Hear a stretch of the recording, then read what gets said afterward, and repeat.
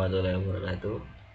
Perkenalkan, nama saya Ditra Javanis, Prodi Pendidikan Jasmani Sekolah Dasar kelas B dengan NIM 24060430008. Di sini saya akan memberikan tutorial uji non parametrik yang menggunakan uji beda antar kelompok beranggotakan 2. Yang pertama itu ada uji T berpasangan. Baik, data ini saya ambil dari buku panduan dari dosen saya. Langsung saja ya tutorialnya. Ini ada pre dan post. Jadi data ini untuk mengetahui pengaruh aktivitas fisik selama 30 menit terhadap kadar glukosa darah pada 8 orang laki-laki. Jadi yang pertama ada diklik analyze, kemudian cari compare means, ini compare means and proportions, terus cari lagi yaitu pirate sample t-test, terus diklik. Nah, di sini ada pair 1 dan variabel 1, variabel 2. Nah, untuk yang pre dan post, pre dimasukkan ke tabel variabel 1, diklik. Terus yang post dimasukkan ke variabel 2. Nah, kalau sudah dimasukkan, kita langsung saja klik OK. Nah, sudah terdapat datanya. Terus kita lihat di significance.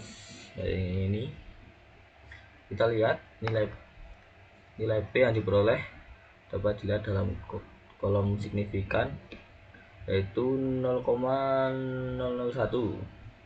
Berarti ada, jika lebih kecil dari 0,005 berarti ada beda yang bermakna antara hasil pretest dengan hasil post-test. Perbedaan tersebut disebabkan oleh perlakuan aktivitas fisik yang dilakukan, sehingga dugaan aktivitas fisik berpengaruh terhadap kadar glukosa pada darah terbukti. Nah, ini sudah dilihat 0,01 berarti lebih kecil daripada 0,005. Setelah itu, selanjutnya kita uji T bebas. Kita close saja ini, kita nggak usah save. Nah, kita ganti data. Nah, selanjutnya kita akan menggunakan uji T bebas, yaitu independent sample test. Data ini saya ambil juga dari dosen saya, dari buku panduan statistika, yaitu seorang peneliti ingin membandingkan kadar hemoglobin antara mahasiswa pria dan wanita di suatu kelas. Langsung saja ke tutorialnya. Yang pertama, klik analyze pada halaman ini. Terus kita cari compare means kayak tadi. Terus ke independent sample test. Nah, terus diklik. Nah, ini ada tes variabel, terus ada grouping variabel. Yang jenis kelamin kita masukkan ke grouping variabel. Setelah yang HB atau hemoglobin kita masukkan ke tes variabel. Nah, ini tidak bisa diklik karena kita harus klik jenis kelamin terlebih dahulu, baru kita akan define group. Nah, ini sudah sesuai ya, karena grup 1 harus 1 dan grup 2 harus 2. Kalau sudah sesuai, kita tinggal klik continue. Hanya kita klik OK. Nah, nanti keluar hasilnya, yaitu independent sample effect size, yaitu tabel seperti ini. Oh, tabel yang atas independent sample test. Nah ya, sebelum melihat hasil uji T bebas, kita perlu melihat nilai F. Jika nilai F nya kurang dari 0,05, maka dapat disimpulkan secara statistik bahwa varian antar kedua kelompok sama. Jika varian sama, maka hasil T dilihat pada baris equal variance. Pada equal variance. Ini equal variance. Not assumed. Jika varian tidak sama, lalu kita lihat dari equal variance not assumed. Pada hasil di atas kita dapatkan hasil 545.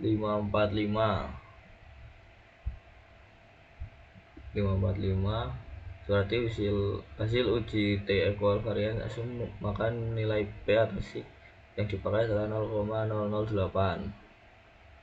Jadi dapat disimpulkan terdapat perbedaan yang bermakna antara kadar hemoglobin antara pria dan wanita yang dipengaruhi oleh jenis kelamin. Nah, ini 0,04, 0,16 dan 0,08, 0,030 itu. Nah, itu ada dua uji beda dalam uji beda antar kelompok beranggotakan lebih dari 2. Nah, selesai, kita lanjut ke uji korelasi dan pengaruh. Kita close kayak tadi, kita lihat kota selanjutnya. Nah, kita uji korelasi terlebih dahulu. Nah, di sini saya ambil data dari dosen saya lagi.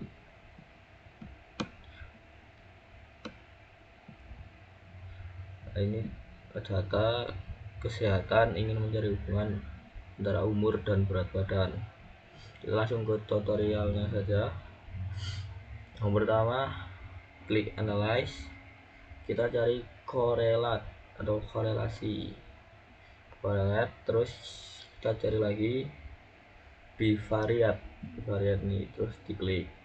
Dan di sini ada umur, jenjang, berat badan, dan tinggi badan, dan kolom sebelahnya yang kanan yaitu variabel. Kolom yang kiri kita masukkan yaitu muncul halaman variabel.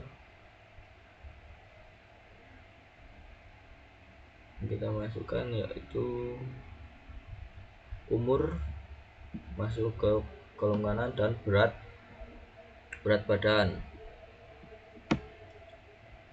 Setelah itu persennya diklik, dicentang, dan ini tetap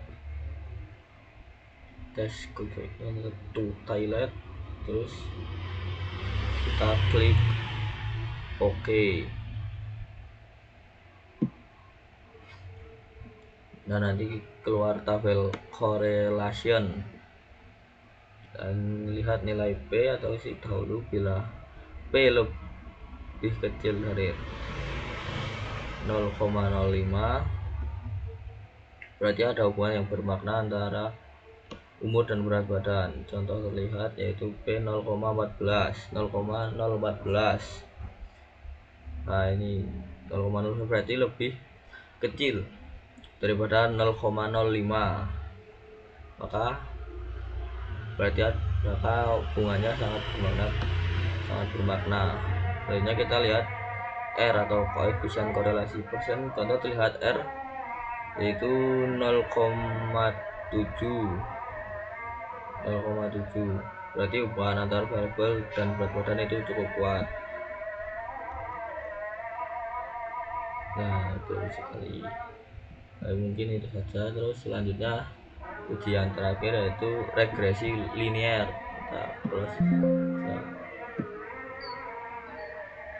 Kita pakai data yang tadi karena datanya sama. Kita lanjut saja ke tutorial untuk regresi linear. Yang pertama kita klik analyze di halaman data dulu, terus klik regression, terus bawahnya korelat tadi, terus cari linear. Nah, di sini ada kolom dependent, independent, selection variable, cache level, dan WLS weight. Pada kolom dependent kita masukkan yaitu berat badan. Berat badan kita masukkan ke dependent. Selanjutnya di independent, table independent, kita masukkan umur. Umur kita pindah ke independent. Sudah, itu saja yang selection, cache, WLS weight kita kosongkan saja.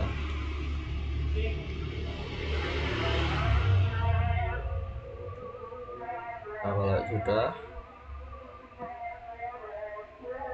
kita klik saja OK.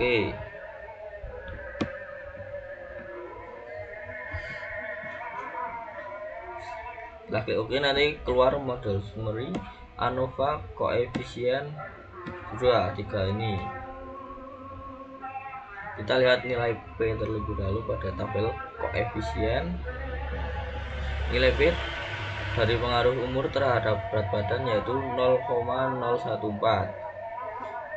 Kurang dari 0,05 itu menunjukkan umur memiliki pengaruh yang bermakna terhadap berat badan. Bila nilai lebih besar dari 0,05, maka langkah berikutnya tak perlu dilanjutkan. Nah, perhatikan ini 0,014 itu lebih kecil dari 0,05, berarti menunjukkan umur sangat memiliki pengaruh yang sangat besar terhadap berat badan. Selanjutnya yaitu nilai beta pada kolom standar koefisien ini, pendaran koefisien beta. Nilai koefisien beta adalah 0,740, menunjukkan semakin umur bertambah, semakin bertambahnya berat badan juga. Bila koefisiennya ini beta negatif, menunjukkan pengaruh kausa menghambat atau berkebalikan arah dengan efek. Berarti kalau 0,74 ini lebih tinggi, berarti semakin umur bertambah, semakin bertambahnya juga berat badan. Sebaliknya berarti ya enggak, kurang berarti. Selanjutnya ada nilai R square, ini dalam model summary kita bisa lihat menunjukkan tingkat kebenaran dari model persamaan linear yang diperoleh.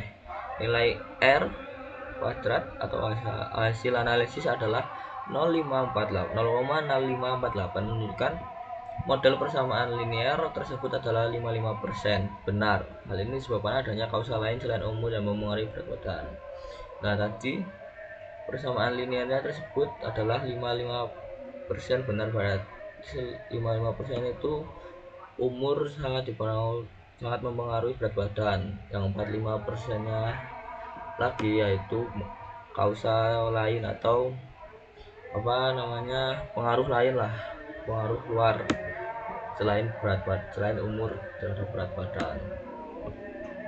Nah, mungkin itu saja tutorial mengisi uji beda dalam rangkaian 2, yaitu uji beda dan uji T berpasangan dan uji T bebas. Terus ada uji korelasi, dan yang terakhir uji regresi linear yang ini.